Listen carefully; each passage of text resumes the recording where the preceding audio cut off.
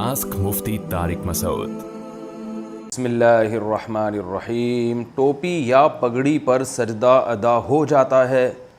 ٹوپی اور پگڑی پر سجدہ کرنے کے بارے میں کیا حکم ہے؟ کیا اس طرح سے سجدہ ہو جائے گا یا پیشانی پر سجدہ کرنا ضروری ہے؟ شمشیر صاحب انڈیا سے۔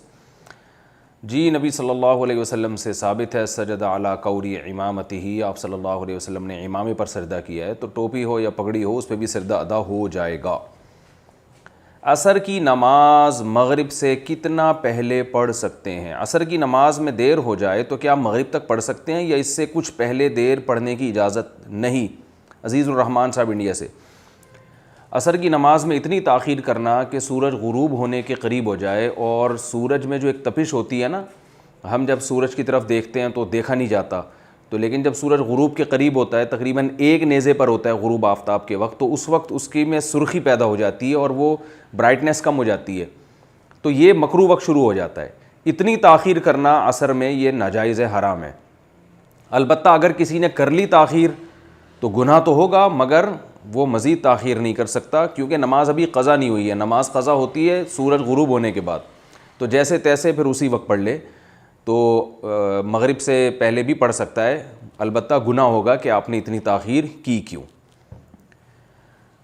گھر میں جماعت کے لیے اذان و اقامت کا حکم۔ کیا گھر میں جماعت کرانے کے لیے اذان دینا اور اقامت کہنا ضروری ہے یا نہیں؟ بختیار صاحب انڈیا سے۔ جی گھر میں جماعت جب آپ کرا رہے ہوں تو اگر جنگل میں گھر ہے، کہیں دور جہاں اذان کی آواز ہی نہیں آتی، پھر تو اذان بھی کہیں اور اقامت بھی، اور اگر مسجد ہے، محلے میں رہتے ہیں، وہاں مسجد میں اذان ہو چکی ہے تو گھر میں صرف اقامت کہیے، مسجد کی اذان کافی ہے، گھر میں پھر اذان کہنے کی ضرورت نہیں ہے۔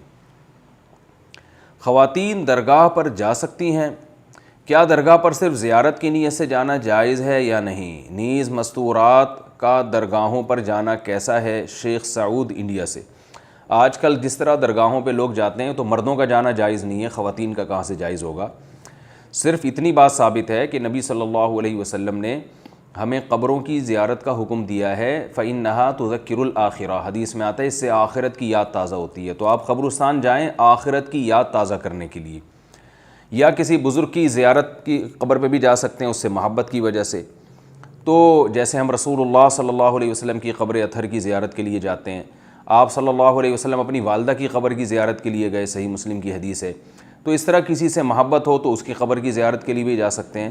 تو خواتین کے لیے چونکہ قبرستان جانا پسندیدہ عمل نہیں ہے، تو اس لیے بھی ان کو منع کیا جائے گا، اور قبروں پہ درگاہوں پہ جانے سے تو ویسے بھی منع اس لیے کیا جائے گا کہ وہاں بدعتیں بہت ہوتی ہیں۔ آج کل درگاہوں پہ جو کچھ ہو رہا ہے، جبے قبے بنے ہوئے ہوتے ہیں اور وہاں لنگر چل رہے ہوتے ہیں اور پتہ نہیں کیا کیا بدعتیں ہو رہی ہوتی ہیں، تو وہاں تو قطعاً اجازت نہیں ہے خواتین کو جانے کی۔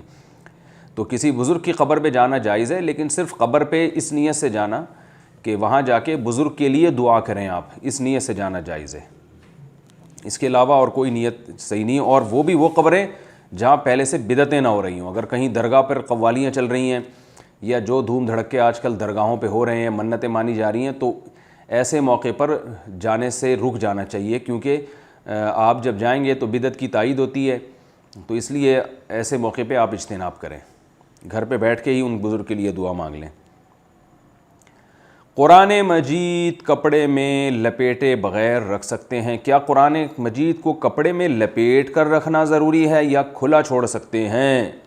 پرویز خان انڈیا سے۔ جی کپڑے میں لپیٹنا ضروری نہیں ہے، کھلا چھوڑ سکتے ہیں، لیکن کھلا چھوڑنے کا یہ مطلب کہ قرآن ایسے آپ کھول کے رکھ دیں اور ایسے ہی چھوڑ کے چلے جائیں تو یہ بے ادبی ہے، تو یہ ٹھیک نہیں ہے، بند کر کے رکھیں اس کو۔ البتہ کپڑے میں لپیٹنا یا غلاف میں بند کرنا ضروری نہیں ہے۔ مسبوق نے اتحیات کے بعد درود پڑھ لیا تو کیا حکم ہے؟ جماعت میں ایک یا دو رکعتیں چھوٹ جائیں تو آخری رکعت میں امام کے ساتھ اتحیات کے بعد درود شریف پڑھ سکتے ہیں یا نہیں؟ اگر پڑھ لیا تو کیا حکم ہوگا؟ پرویز خان انڈیا سے۔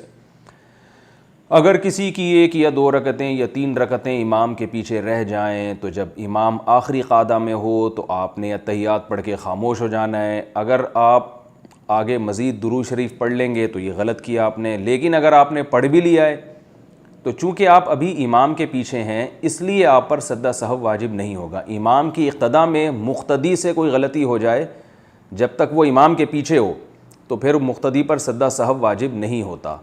ہاں جب امام نے سلام پھیرا اور آپ کھڑے ہو گئے اور اپنی نماز آپ نے شروع کر دی ہے، اس دوران اگر آپ سے غلطی ہوگی تو پھر آپ پر سجدہ سہو واجب ہوگا۔ مالک پیسے دینے سے خاموش رہے تو مزدور کیا کرے؟ سیف اللہ صاحب صوابی سے۔ اگر آپ کسی کا کام کریں اور مالک کہے کہ بعد میں اس کا حساب کریں گے، پھر مالک خاموش رہے، تو اس وقت مزدور کو کیا کرنا چاہیے؟ پیسے مانگنے چاہیے یا خاموش رہنا چاہیے؟ مزدور اگر خاموش رہے گا تو یاد رکھیں قیامت تک پھر وہ خاموش ہی رہے گا، پیسے نہیں ملیں گے۔ آج کل مارکیٹ میں چل یہی سسٹم رہا ہے۔ پہلی بات تو یہ کہ جب آپ کسی کا کام کریں اور وہ پیسوں پہ کر رہے ہیں تو پہلے سے اجرت کا طے کرنا ضروری ہے۔ آپ بتائیں بھائی میں فری پھوکڑ میں کام نہیں کر رہا، صرف ثواب کے لیے نہیں کر رہا، مجھے پیسے بھی چاہیے اور اتنی دیر کام کروں گا اس کے یہ پیسے ہوں گے۔ پہلے سے اگر آپ اجرت طے نہیں کرتے تو یہ عمل ویسے ہی ناجائز ہے شریعت میں۔ پہلے سے اجرت کا طے کرنا کہ کتنے گھنٹے کی کتنی مزدوری کتنی دہاڑی آپ لیں گے، کس کا دو طرح سے ہوتا ہے، یا تو ٹائم باؤنڈ ہوتا ہے معاملہ کہ بھئی 1 گھنٹے کے یا 1 دن کے اتنے پیسے لوں گا، یا 6 گھنٹے کام کروں گا اتنے پیسے لوں گا، یا بعض دفعہ کام کی دہاڑی لی جاتی ہے کہ گھنٹوں کو مت دیکھو، کام میں اتنا کروں گا، یہ کام جب میں کمپلیٹ کر دوں تو مجھے اتنے پیسے دے دینا۔ تو کسی بھی طریقے سے آپ کو طے کرنا ضروری ہے۔ اور باقی یہ کہ مالک اگر خاموش رہے تو اس کی خاموشی کو توڑ دیں آپ۔ مزدور اس کو بولے بھائی جان میرا کام کمپلیٹ ہو گیا، پیسے نکالو، شاباش۔ قرآن مجید میں اللہ نے بہت شدید وعید سنائی ہے، وَيْلٌ لِّلْمُطَفِّفِينَ الَّذِينَ إِذَا اكْتَالُوا عَلَى النَّاسِ يَسْتَوْفُونَ وَإِذَا كَالُوهُمْ أَوْ وَزَنُوهُمْ يُخْسِرُونَ۔ فرمایا تباہی ان لوگوں کے لیے جو اپنا حق لیتے ہیں تو ٹھیک طریقے سے، جب دینے کی باری آتی ہے تو ڈنڈی مارتے ہیں۔ تو جو مالک ملازمین سے کام لے رہا ہے ٹائم پہ بھرپور طریقے سے، جب ان کو ان کا حق دینے کی باری آتی ہے تو چپ بیٹھا ہوا ہے، چپ خاموش، تو وہ اس کا خاموش بیٹھنا جائز نہیں ہے۔ اس کو چاہیے کہ وہ ان کو بولے کہ بھئی یہ ہے، یہ آپ کے پیسے بنتے ہیں، اگر کوئی عذر ہے تو وہ ان کے سامنے رکھ دے۔ وہ مالک کو خاموش رہنا اس موقع پہ ٹھیک نہیں ہے۔ ویسے مالک لوگ بہت باتیں کر رہے ہوتے ہیں، جب تنخواہ دینے کی باری آتی ہے تو خاموش ہو جاتے ہیں۔ رومن اردو میں قرآن لکھنے کا حکم، کیا رومن یعنی انگلش حروف میں قرآن کو لکھنا جائز ہے یا نہیں؟ مقصود احمد انڈیا سے، جائز نہیں ہے۔ قرآن مجید کے بہت سارے حروف ایسے ہیں جو رومن میں ادا کرنا پاسبل ہی نہیں ہے۔ ضاد ہے، ضاد تو انگلش میں ہے ہی نہیں، اسی طرح رال ہے، ثا ہے، یہ الفاظ انگلش میں نہیں ہیں۔ تو غا ہے، توئیں کے بعد جو ضاد ہے، خود طا بھی نہیں ہے، طا دال نہیں ہے انگلش میں، ڈی ہے، دال نہیں ہے۔ اگر دال کی پروناؤنسیشن کرنی ہے تو وہ اس کے لیے ٹی ایچ کو ملانا پڑتا ہے، تو اس سے تھے کا لفظ بھی بن سکتا ہے، تو وہ ادا کرنا پاسبل ہی نہیں ہے۔ بعض لوگ یہ کر رہے ہیں کہ جی وہ زیڈ کے اوپر نقطہ لگا کے ضاد بنا دیا زیڈ کے نیچے، تو یہ بھی صحیح نہیں ہے۔ صدیوں سے جو اجمیوں کے لیے، جب اجمیوں کو قرآن پڑھنا ہوتا تھا تو وہ عربی رسم الخط سیکھتے ہیں، ہمیشہ سے یہی طریقہ چلا آ رہا ہے۔ اور جب تفسیر پڑھنی ہوتی ہے تو وہ جس زبان میں چاہو، انگلش میں ہو، اردو میں ہو، فارسی میں ہو، کسی بھی زبان میں۔ تو اگر کسی کو قرآن مجید کے الفاظ پڑھنے ہیں تو بھائی وہ عربی رسم الخط سیکھے، تاکہ قرآن کا جو پروناؤنسیشن ہے وہ خراب نہ ہو۔ اگر اس طرح رومن میں آ گیا تو قرآن تو بہت اس کی حفاظت جو ہے نا بہت ضروری ہے۔ ٹھیک ہے اللہ نے اس کی حفاظت کی ذمہ داری لی ہے، لیکن وہ ہمارے ذریعے سے ذمہ داری لی ہے نا کہ میں ان اپنے بندوں سے حفاظت کرواؤں گا قرآن کی۔ تو ہمیں تو وہی کرنا ہے جو قرآن کی حفاظت میں معاون اور مددگار بنے۔ تو اس لیے یہ ہم اس کو ٹھیک نہیں سمجھتے، جو ہے نا یہ عربی رسم الخط ہی میں قرآن کی آیتوں کو لکھنا ضروری ہے، اور اس کی ضرورت بھی نہیں ہے نا۔ اگر کسی کو قرآن پڑھنا نہیں آتا تو آپ اس کو آیت کا ترجمہ لکھ کے بھیج دیں، کوئی ضروری تو نہیں ہے نا کہ جس کو نہیں آتا وہ بھی لازمی قرآن کی آیتیں زبان سے ادا کرے غلط سلط۔ تو بھائی نہیں آتا تو کوئی بات نہیں، تفسیر پڑھ لو، تفسیر کا ثواب حاصل کر لو، یا قرآن کا مفہوم سمجھ لو۔ قرآن میں 2 چیزیں، ایک نظم اور ایک معنی۔ نظم کا مطلب اس کے جو الفاظ ہیں، جو تلفظ ہے، وہ بھی ایک الگ اہمیت رکھتا ہے، اور ایک مفہوم بھی ایک الگ اہمیت رکھتا ہے۔ تو اگر آپ کو تلفظ نہیں آتا تو یا تو بھائی تلفظ سیکھیں، تجوید سیکھیں، عربی سیکھیں، یعنی عربی نہیں تو عربی رسم الخط سیکھیں، الف با تا ثا میں فرق سیکھیں، اور نہیں آتا تو آپ صرف تفسیر پہ اکتفا کریں۔ تو یوں ہونا چاہیے۔ اس کو آج کل بالکل ہی رومن میں قرآن بھی لکھنا لوگوں نے شروع کر دیا، ہم اس کو ٹھیک نہیں سمجھتے۔ نماز وطر کیسے پڑھیں؟ وطر پڑھنے کا مکمل طریقہ بتا دیں، اور آپ کس طریقے سے وطر پڑھتے ہیں یہ بھی بتا دیں۔ نیز اگر دعائے قنوت یاد نہ ہو تو اس کی جگہ کون سی دعا پڑھیں؟ ربیہ کراچی سے۔ وطر کے بارے میں بہت ساری احادیث ہیں جن میں مختلف طریقے وطر کے بیان کیے گئے ہیں۔ بعض علماء کا موقف یہ ہے کہ ہر طریقے سے وطر ادا ہو سکتی ہے، 3 رکعت بھی، 1 رکعت بھی، 1 سلام کے ساتھ بھی، 2 سلام کے ساتھ بھی. اور بعض علماء نے ان تمام احادیث میں تطبیق دی ہے کہ یہ اپنے ظاہر پر نہیں ہے کہ، اور انہوں نے کہا کہ اصل تو وہ طریقہ ہے جو حضرت عائشہ رضی اللہ تعالی عنہا نے بتایا، صحیح حدیث ہے کہ کان نبی صلی اللہ علیہ وسلم یوتر بثلاث، نبی صلی اللہ علیہ وسلم 3 وطر پڑھتے تھے، لا یسلم الا فی آخرہن، اور صرف آخر میں سلام پھیرتے تھے. اور پہلی رکعت میں سبح اسم ربک الاعلی، دوسری میں قل یا ایھا الکافرون، تیسری میں قل ھو اللہ احد پڑھتے تھے. تو فقہائے حنفیہ نے اس حدیث کو اصل بنایا ہے اور باقی احادیث میں تعویل کی ہیں، وہ اپنے ظاہر کے خلاف ہیں. وہ تعویلات کیا کی ہیں، ایک بہت طویل موضوع ہے، اس پر علماء بہت کچھ کہہ چکے ہیں. تو وہ میں کبھی موقع ملا تو انشاءاللہ میں اس کو ڈیٹیل میں ریکارڈ کرواؤں گا. جیسے حدیث میں آتا ہے کہ اوتر بواحدۃ، 1 رکعت وطر پڑھو، تو اس کا مطلب جو 1 رکعت وطر پڑھو یہ تو اردو میں ترجمہ ہے نا. اس کا مفہوم بہت سے فقہا کے نزدیک یہ ہے کہ اوتر بواحدۃ، 2 رکعت کو 1 رکعت کے ذریعے طاق بنا دو. جب پہلے 2 رکعت اور اس کے بعد 1 رکعت ملاؤ گے تو یہ پچھلی 2 بھی جفت کے بجائے طاق بن جائیں گی، یعنی ایون کے بجائے آڈ بن جائیں گی. تو طاق کہتے ہیں آڈ کو. تو یعنی بہت ساری روایتوں میں اس طرح سے تطبیق دی گئی ہے. اس کے کیا دلائل ہیں، ایک بہت طویل موضوع ہے. تو میں چونکہ فقہ حنفی کو فالو کرتا ہوں، باقی فقہ کو بھی درست سمجھتا ہوں میں کہ فالو تو ایک ہی کو کرنا چاہیے. ایک کشتی کا سوار ہو آدمی جو ہے نا، وہ تھالی کا بینگن نہ بنے، کبھی ادھر لڑک رہا ہے کبھی ادھر لڑک رہا ہے. سب کو صحیح سمجھے، سارے اہل سنت والجماعت کے مکاتب فکر ہیں، حنفیہ، مالکیہ، شافعیہ، حنابلہ، فالو ایک کو کرنا چاہیے. تو میں اسی طریقے سے پڑھتا ہوں جیسے جو احناف کا قول ہے، پہلی رکعت، پھر دوسری رکعت، پھر اس کے بعد اتحیات، پھر اتحیات کے بعد کھڑے ہو گئے، پھر اس کے بعد جناب کوئی بھی صورت پڑھی بہتر ہے، سورہ اخلاص پڑھیں جیسے حدیث میں آتا ہے. پھر اس کے بعد اللہ اکبر کہے، رفع الیدین یعنی کانوں تک ہاتھ اٹھایا، اور پھر اس کے بعد دعائے قنوت پڑھی. قنوت میں جو مشہور دعا ہے اللہم انا نستعینک ونستغفرک ونؤمن بک ونتوکل علیک، یہ والی بھی ہے. اللہم اہدنا فیمن ہدیت، یہ دعا بھی ثابت ہے، اور اس طریقے سے پوری نماز ادا کرتا ہوں میں. اور یہ والا طریقہ جو احناف جس طریقے سے پڑھتے ہیں، اتنی بات خوب سمجھیں، یہ ایسا طریقہ ہے کہ اس طریقے سے وطر پڑھنے پر سب کے نزدیک وطر ادا ہو جائیں گے، اور سب کے نزدیک افضل طریقہ یہی ہے. یہ ذہن میں رکھیں. یعنی مالکیہ کے نزدیک بھی اس طریقے سے وطر ہو جائے گا، شافعیہ کے نزدیک بھی ہو جائے گا، امام احمد بن حنبل کے نزدیک بھی ہو جائے گا، اور امام ابو حنیفہ کے نزدیک تو ہو ہی رہا ہے. تو چاروں فقہا، امام مالک، امام ابو حنیفہ، امام شافعی، امام احمد بن حنبل، چاروں کا اجماع ہے کہ اس طریقے سے وطر ادا بہرحال ہو جائیں گے. باقی طریقوں میں اختلاف ہے، کسی کے ہاں ہو رہا ہے کسی کے ہاں نہیں ہو رہا. تو اس لیے بھی اس میں اچھا اس پر بھی اجماع ہے کہ اس طریقے سے ہو جائے گا، اور اس پر بھی اجماع ہے کہ سب سے بہتر طریقہ یہی ہے وطر پڑھنے کا. تو اس لیے اس لحاظ سے بھی اس کو فوکس کرنا چاہیے اس طریقے کو کہ اس پر سب کے نزدیک وطر ادا ہو جائیں گے، اور یہ طریقہ صحیح حدیث سے ثابت بھی ہے. اور دوسری بات یہ کہ اس پر سب کے نزدیک افضل طریقہ یہی ہے وطر پڑھنے کا. تو یہ بے غبار ہے. اچھا بھائی، شارٹ کلپ کے ذریعے فتنہ برپا کرنا، کسی عالم دین کے بیان سے ایسی بات کاٹ کر کلپ بنانا جس کی وجہ سے عوام میں ان کے بارے میں بدگمانی پیدا ہوتی ہو، اور اسے سوشل میڈیا پر وائرل کر دینا کیسا ہے؟ آج کل اس کا بہت رواج ہو گیا ہے. عادل حسین انڈیا سے. یہ بہت جھوٹ ہے، بدترین جھوٹ ہے کہ آپ کسی کی بات کٹ کر کے اپنے مطلب کے مطابق اس کو ڈھال کے آپ لوگوں کے سامنے پیش کریں. یہ بہتان ہے، بہتان. یعنی ایک شخص کا وہ بات کہہ نہیں رہا اور آپ نے اس کی طرف منسوب کر دی. تو بہتان جو ہے نا، تو بہت بڑا گناہ ہے. یہ تو یعنی جھوٹ سے اوپر کی چیز ہے یہ کہ آپ کسی کی طرف غلط بات منسوب کر دیں. ایسا نہیں کرنا چاہیے. اور دوسری بات یہ کہ جو علماء بیانات کر رہے ہیں، ہمیں تجربے کے بعد یہ ہمارے سامنے یہ بات ثابت ہوئی ہے کہ ہر مولانا کا، عالم کا اپنا چینل ہونا چاہیے تاکہ کوئی دوسرا یہ کام کر نہ سکے. میں بہت بھگتا ہوں اس چیز کو کہ کوئی بھی اٹھا کے میرے بیانات کو بھی یہاں سے کاٹ کے کچھ ادھر سے ملا کے غلط امیج دنیا کے سامنے جا رہا تھا، اور پورے بیان سے کوئی ایک لطیفہ لے کے وہ چلا دیا، پورا بیان ایک طرف رہ گیا. تو اس سے بڑا برا امیج جا رہا تھا دنیا کے سامنے میرا. اور بہت سے لوگ کو جو ہے نا وہ فحاشی کی کو پروموٹ کرتے ہیں. تو اس کا طریقہ یہی ہے کہ تجربے کے بعد ایک بات ہمارے سامنے آئی.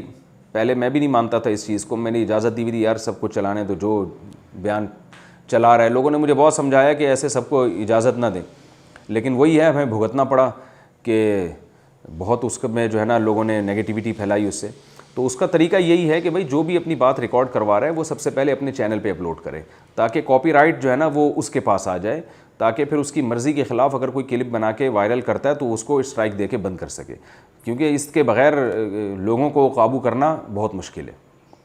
تو علماء کو چاہیے کہ جو بڑے مشہور علماء میں دیکھ رہا ہوں کہ سب ان کے بیانات چلا رہے ہیں اور ان کے پورے بیان میں سے صرف وہی حیا کے خلاف کوئی بات ہوگی وہ نکال لیں گے اور وہ چلاتے ہیں, پھر اس پہ عجیب فحش تصاویر لگاتے ہیں, اس کے عنوانات بڑے بیہودہ قسم کے عنوانات, تو لوگوں کے سامنے ان علماء کا امیج بہت خراب جاتا ہے پھر. تو جتنے بھی مشہور علماء ہیں ان کو چاہیے کہ وہ اپنا چینل الگ سے بنائیں اور اس کو اپنے لوگ بٹھائیں اور اپنے قابو میں رکھیں اس کو, تاکہ یہ اس چیز کی نوبت نہ آئے. کیا جمعے کے دن کپڑے نہیں دھونے چاہیے؟ میں نے سنا ہے کہ جمعے کے دن کپڑے نہیں دھونے چاہیے, اس سے رزق میں بے برکتی ہوتی ہے, کیا یہ بات درست ہے؟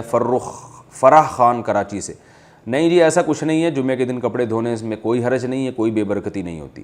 کپڑے جب میلے ہو جائیں دھو لینے چاہیے, ہفتے کا انتظار نہیں کرنا چاہیے. اگر جمعے کو میلے ہو گئے, وہ میلے ہونے سے جو بے برکتی ہوگی نا وہ زیادہ ہوگی. تائی امی نے دودھ پلایا تو ان کی بیٹی سے نکاح کا حکم. میری تائی امی نے مجھے بچپن میں دودھ پلایا تھا, کیا اب میں تائی امی کی بیٹی سے شادی کر سکتا ہوں یا نہیں؟ محمد فہد انڈیا سے. جی آپ تائی امی کی بیٹی سے شادی نہیں کر سکتے. اگر تائی امی نے آپ کو دودھ پلایا تھا اس وقت جب آپ کی عمر 2 سال سے کم تھی, اس وقت اگر آپ کو دودھ پلایا تھا تو اب آپ تائی امی کی بیٹی سے شادی نہیں کر سکتے. امانت کے پیسے خود استعمال کر سکتے ہیں. میرے ایک دوست نے مجھے ایک کام کے لیے پیسے دیے کہ وہ سامنے والے کو دے دینا, مگر وہ کام 15-20 دن آگے ہو گیا ہے. دوست نے کہا کہ وہ پیسے ابھی اپنے پاس رکھو, جب دینے کا وقت آئے گا تو دے دینا. اب کیا وہ پیسے میں ان چند دنوں کے لیے اپنے استعمال میں لا سکتا ہوں؟ ذکوان صاحب انڈیا سے. بھائی جس کی رقم ہے اس کی پرمیشن کے بغیر آپ یہ رقم استعمال نہیں کر سکتے, اس سے پرمیشن لے لیں پھر آپ جو مرضی کریں. پیش گوئی کے ذریعے آن لائن ٹریڈنگ کرنا. آج کل ایک آن لائن ٹریڈنگ ہے, اس میں یہ پیش گوئی لگائی ہوئی ہے کہ مارکیٹ اگلے 1-2 دن میں اوپر جائے گی یا نیچے. اگر پیش گوئی ٹھیک ہو جاتی ہے تو پروفٹ ہوتا ہے, ورنہ نقصان ہوتا ہے. یہ دیکھنے میں جوئے کی طرح لگتا ہے, لیکن مارکیٹ جب چلتی ہے تو اسے دیکھ کر ٹیکنیکلی طور پر صحیح اندازہ بھی لگایا جا سکتا ہے کہ مارکیٹ اب کس طرح جائے گی. تو یہ جوئے میں آئے گا یا نہیں آئے گا؟ عبداللہ ناصر. بھائی عبداللہ ناصر صاحب, ایک بات یاد رکھیں کہ رسول اللہ صلی اللہ علیہ وسلم نے صحیح حدیث میں ایسی چیز کو بیچنے سے منع کیا ہے جو آپ کے قبضے میں نہ ہو. یہ اصول یاد رکھیں. آن لائن جب بھی آپ کوئی چیز خریدتے ہیں تو پہلے اس چیز پر اپنا قبضہ آپ کا ہوگا, پھر آپ آگے اس کو بیچ سکتے ہیں. اس سے پہلے نہیں بیچ سکتے. بعض دفعہ آن لائن ٹریڈنگ ایسی ہوتی ہے, کرنسی بک رہی ہوتی ہے, وہ کرنسی آپ کے بینک کے اکاؤنٹ میں آتی نہیں ہے, بس ڈالر آپ نے وہیں بیٹھے بیٹھے بیچ دیے. اب دیکھا کہ اگر وہ مہنگا ہو گیا ہے ڈالر تو آپ نے پروفٹ لے لیا, گر گیا ہے تو وہ آپ کو نقصان ہو گیا. تو یہ ڈفرینس برابر کرتے رہتے ہیں, تو یہ بالکل جوا ہے. تو قبضہ ضروری ہے, آپ کے قبضے میں یا آپ کی طرف سے کوئی نمائندہ ہو اس کے قبضے میں آئے وہ, اس کے بغیر یہ جائز نہیں ہے. کوئی بھی تجارت جائز نہیں. البتہ پلاٹ ایک ایسی چیز ہے جو خرید کر آپ قبضے کے بغیر بھی آگے بیچ سکتے ہیں, لیکن اس میں بھی اتنی ملکیت آ جانی چاہیے کہ وہ چیز آپ کے رزق میں داخل ہو جائے, یعنی نقصان ہو تو پھر آپ کا نقصان سمجھا جائے. مرحوم والد کے لیے موبائل کے غلط استعمال سے انہیں گناہ ہوگا. مرحوم والد کے موبائل کے غلط استعمال سے کیا انہیں گناہ ہوگا؟ میرے والد صاحب کا کچھ دنوں پہلے انتقال ہوا ہے. ان کا ایک موبائل تھا جو اب میرے استعمال میں ہے. ان کی زندگی میں بھی کبھی کبھی موبائل استعمال کر لیتی تھی, لیکن وہ اس کے غلط استعمال سے روکتے تھے. اب اگر ان کی وفات کے بعد میں اس کا کچھ غلط استعمال کروں تو کیا اس کا گناہ ان کو ملے گا یا نہیں؟ مریم صاحبہ لاہور سے. دیکھیں اب تو وہ گناہ ان کو تو نہیں ملے گا, وہ موبائل ان کا رہا نہیں, اب تو وارثوں کا موبائل ہے.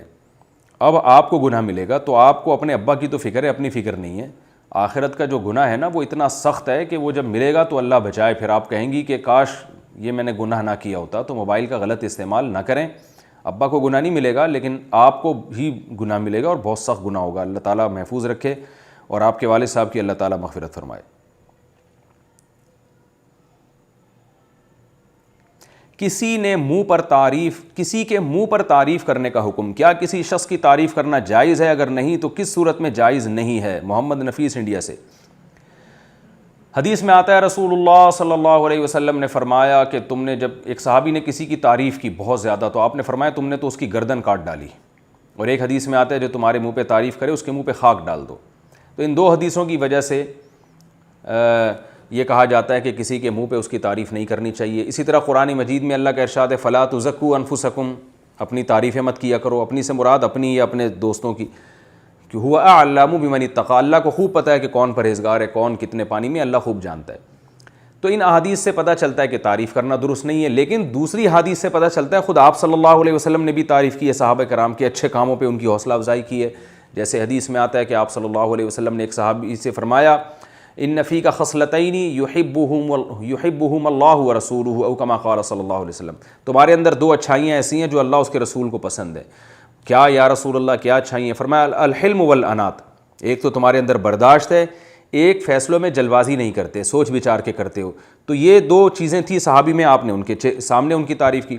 تو اس سے پتہ چلتا ہے کہ جس حدیث میں تعریف سے منع کیا ہے نا، وہ دو قسم کی تعریفوں سے، ایک تو تعریف میں مبالغہ آرائی سے، تبھی حدیث میں پوری حدیث یہ ہے کہ آپ نے فرمایا کہ کسی کی جب تعریف کرنی ہو تو یوں کہا کرو کہ میرا خیال یہ ہے، اللہ نے چاہا تو ایسا ہوگا، یعنی جزم کے ساتھ یہ کہنا کہ گویا اس کو پورا جنتی بنا دینا کہ اتنا اچھا، جیسے آج لوگ کر رہے ہوتے ہیں یار ایسا نائس آدمی، ایسا اچھا آدمی کہ خدا کی قسم وہ ہو، جیسے پتہ نہیں اس سے زیادہ اچھا دنیا میں کوئی پیدا ہی نہیں ہوا۔ تو غلو سے منع کیا گیا، بھائی یوں بولو ماشاءاللہ اچھا آدمی ہے ہمارے خیال کے مطابق، اور جو جتنا ہم جانتے ہیں اس کے حساب سے ماشاءاللہ یہ کوئی اچھی صفت ہے۔ زیادہ غلو نہ کیا جائے، مبالغہ نہ کیا جائے، اس سے نظر بھی لگتی ہے بعض دفعہ اور اللہ بھی ناراض ہوتے ہیں۔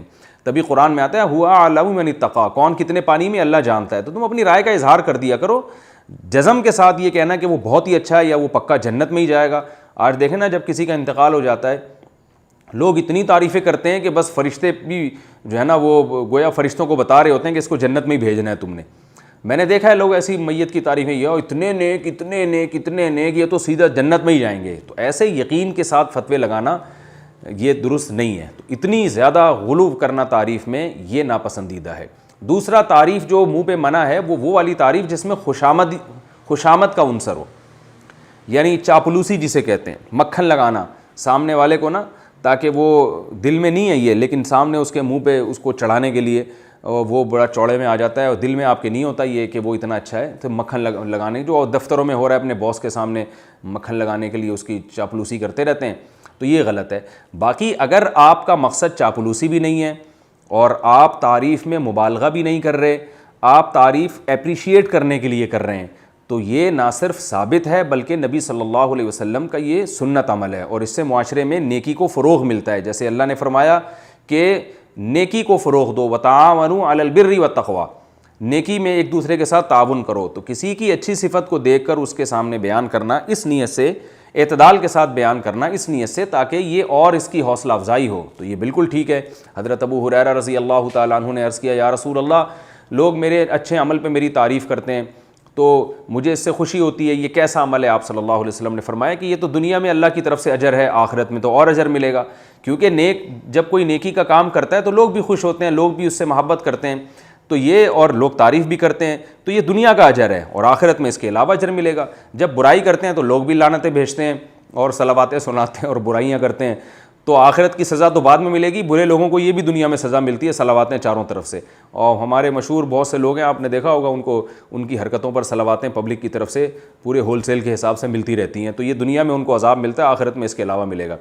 تو تعریف کرنا مبالغہ آرائی نہ ہو، حد سے تجاوز نہ ہو، ایک شرط، دوسری شرط خوشامد مقصد نہ ہو، اور تیسری شرط ایک اور ہے کہ جس کی تعریف کی جا رہی ہے وہ چھوٹے ظرف کا نہ ہو، ایسا نہ ہو کہ آپ اس کی تعریف کریں وہ چوڑے میں آ جائے، تو یہ بھی اطمینان ہو۔ یہ تین شرطوں کے ساتھ، یہ تین شرطیں اگر نہیں پائی جائیں تو پھر آپ کسی کی تعریف اس کے منہ پہ کر سکتے ہیں تاکہ اس کی حوصلہ افزائی ہو اور وہ جو ہے اور اس کو توفیق ملے نیکی کے کام کرنے کی۔ اگر تراویح کے پیسے طے نہ ہوں تو ہدیہ لینے کا حکم۔ اگر رمضان میں تراویح کے پیسے پہلے سے طے نہ ہوں لیکن بعد میں وہ بلا کر ہدیے کے طور پر دے دیں تو کیا یہ لینا جائز ہوگا یا نہیں؟ محمد مدثر انڈیا سے۔ جس قاری کے بارے میں، حافظ کے بارے میں پتہ ہو کہ اس کو اگر ہدیہ نہ ملا تو یہ نالائق تراویحاں پڑھائے گا ہی نہیں، تو ایسے قاری کو تو دینا جائز نہیں ہے، کیونکہ یہ ہدیہ نہیں ہے، یہ کمیشن ہی ہے۔ لیکن جس قاری کے بارے میں غالب گمان ہو کہ یہ اگر اس کو ہدیہ نہ بھی ملتا تو بھی یہ تراویح اخلاص کے ساتھ پڑھاتا تو پھر اس کو ہدیہ دینے میں کوئی حرج نہیں ہے۔ یہ اندازہ کیسے ہو کہ یہ اس کی نیت میں خلوص ہے یا نہیں ہے؟ تو جب قاری کو لے کر آئے نا مسجد میں تراویح پڑھوانے کے لیے تو اس کو پہلے سے ہی بتا دیا کریں کہ آپ جو یہاں تراویح پڑھائیں گے تو یہ بات ذہن میں رکھیں کہ یہاں تراویح پڑھانے پر آپ کو ثواب کے علاوہ کچھ بھی نہیں ملے گا، تو پہلے سے بتا دیں، تو دیکھ لیں گے وہ کتنا پانی میں ہے، اگر ٹک جاتا ہے تو اس کا مطلب ثواب کے لیے پڑھا رہا ہے، تو پھر پڑھوا لیں اس سے، اور اگر وہ اس کو یہ ہوتا ہے کہ یار یہ اس کا نیلا پیلا منہ ہونا شروع ہو جاتا ہے تو اس کو پتلی گلی سے نکال دیں آپ۔ تو علماء کہتے ہیں کہ ایسا قاری جو پیسے لے کے تراویح پڑھا رہا ہو اس سے بہتر ہے کہ علم ترى کیف فعل اور چھوٹی 10 صورتوں سے آپ ایسے آدمی کے پیچھے تراویح پڑھ لیں جو اخلاص کے ساتھ پڑھا رہا ہو، بے شک وہ حافظ نہ ہو۔ ہاں اگر اس کی نیت کوئی پیسوں کی نہیں تھی، آپ نے ٹیسٹ کر لیا، پھر بے شک ہدیہ تو کسی کو بھی دیا جا سکتا ہے، تو اس نے آپ کی خدمت کی، آپ دے دیں اس کو ہدیہ، کوئی حرج نہیں ہے اس میں۔ اور جو قاری حضرات ہیں رمضان میں تراویح پڑھانے والے، ان سے بھی اللہ کا واسطہ اپنی نیت کو خالص کریں، اس کو کاروبار کا ذریعہ نہ بنائیں تراویح کو، اس سے آپ کو ثواب نہیں ملے گا، ذہن میں رکھیں، بلکہ الٹا وبال ہوگا۔ جتنے بھی ہمارے مشہور علماء ہیں جو افتاء کے فن میں ماہر ہیں، جو ماہر مفتیوں سے جنہوں نے فتویٰ نویسی سیکھی ہے، اور بڑے بڑے ادارے ہیں، دارالعلوم کرنگی ہے، جامعۃ الرشید ہے، بنوری ٹاؤن ہے، تو جو ادارے ہیں باقاعدہ، افراد کی بات نہیں کر رہا، فرد تو افراد کے تو تفردات بھی ہوتے ہیں، جو جتنے ہمارے جو محقق علماء ہیں جو باقاعدہ اداروں سے منسلک ہیں، ان کا فتویٰ یہی ہے کہ تراویح کی اجرت لینا جائز نہیں ہے۔ مسافر جماعت کے ساتھ کتنی نماز پڑھے گا؟ مسافر جماعت کے ساتھ نماز پڑھتے وقت کتنی رکعت نماز پڑھے گا؟ شاہد حسین کلکتہ سے۔ بھائی مسافر اگر امام کے پیچھے نماز پڑھ رہا ہے تو امام اگر مسافر ہے تو مقتدی بھی 2 رکعتیں پڑھے گا، لیکن امام اگر مقیم ہے تو جتنی رکعتیں امام پڑھ رہا ہے مسافر کو پوری رکعتیں پڑھنی پڑیں گی اتنی، چاہے وہ آخر میں ہی اس کے ساتھ نماز میں شریک ہو۔ عقیقے میں بالوں کے وزن کے برابر صدقہ کرنے کا حکم۔ ہمارے گھر میں پہلی بار عقیقہ ہو رہا ہے، ماشاءاللہ ماشاءاللہ، اللہ کرے بار بار ہوتا رہے۔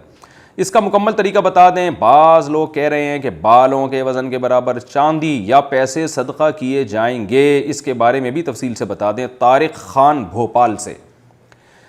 حضرت حسن رضی اللہ تعالیٰ عنہ کی جب ولادت ہوئی تھی حضرت فاطمہ کے ہاں، تو آپ صلی اللہ علیہ وسلم نے 7ویں دن ان کے بال منڈوانے کا حکم دیا اور بالوں کے برابر چاندی صدقہ کرنے کا حکم دیا۔ تو یہ حدیث ہے ہمارے پاس، لیکن یہ کوئی عام معمول نہیں تھا، خود نبی کا بھی اور صحابہ کا بھی کوئی عام معمول نہیں تھا، تو اس لیے علماء نے استدلال کیا کہ مستحب عمل ہے کہ آپ بچے کے جو بال جب کاٹتے ہیں 7ویں دن تو اس کے وزن کر کے جتنی چاندی بنتی ہے اتنا صدقہ کر دیں، بہتر ہے، افضل ہے، یہ بھی اس کے لیے جس میں استطاعت ہو، اور یہ کر لیں ٹھیک ہے، یہ نہیں کر سکتے تو ویسے ہی جتنا اللہ توفیق دے صدقہ کر دیں۔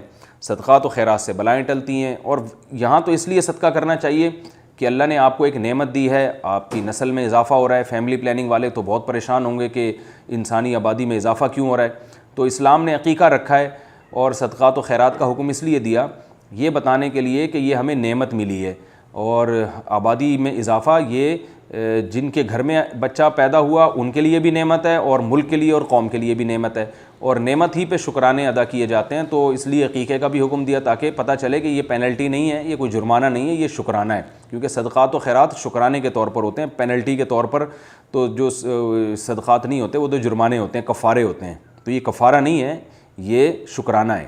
فوت شدہ شخص کا مالی حق کیسے ادا کریں؟ اگر کسی کا حق باقی ہو اور وہ مر چکا ہو تو اس کا حق کس طرح ادا کیا جائے؟ اشفاق احمد کشمیر سے۔ بھائی جان اس کے وارثوں کو دے دیں آپ وہ پیسے جو آپ اللہ نہ کرے کھا کے بیٹھے ہوئے تھے، معذرت کے ساتھ کھائے تو نہیں ہوں گے آپ نے، آپ تو اچھے آدمی لگ رہے ہیں، غلطی سے دینا بھول گئے ہوں گے، تو وہ آپ جو ہے نا جو مر گیا ہے اس کے وارثوں کو آپ دے دیں جا کے۔ عشاء کی نماز میں کل کتنی رکعتیں ہیں؟ اگر عشاء کی نماز میں 15 رکعتیں پڑھی جائیں لیکن وتر کے بعد وہ نفل نہ پڑھے جائیں تو اس میں کوئی حرج تو نہیں ہے۔ یہ کیا لکھا ہوا پتہ نہیں نام، شیز امیر عمان۔ بھائی عشاء میں اصل تو 4 فرض ہیں اور 2 سنت مؤکدہ ہیں، بس اس لحاظ سے عشاء کی 6 رکعتیں ہیں، 4 فرض اور 2 سنت مؤکدہ۔ وتر جو ہے وہ تو رات کی نماز ہے، اس کا عشاء سے براہ راست تعلق نہیں ہے، تو یہ ٹوٹل ہیں 4 فرض پڑھ لیے، 2 سنت پڑھ لیے، اور وتر اگر آپ جلدی پڑھنا ہے، بہتر تو یہ تہجد میں پڑھے جائیں، اٹھنے کا یقین نہ ہو تو پھر آپ پہلے ہی پڑھ لیں، تو بس اتنا کافی ہے۔ باقی تو غریبیاں ہیں، حدیث میں آتا ہے بین کل اذانین صلاۃ، صحیح حدیث ہے، ہر 2 اذانوں کے درمیان نماز ہے۔ 2 اذان سے مراد اذان اور اقامت، تو عشاء سے پہلے جو اذان ہے اور اقامت ہے اس کے درمیان نماز پڑھنا بھی ثابت ہے، نفل ہے وہ، سنت نماز ہے یعنی غیر مؤکدہ۔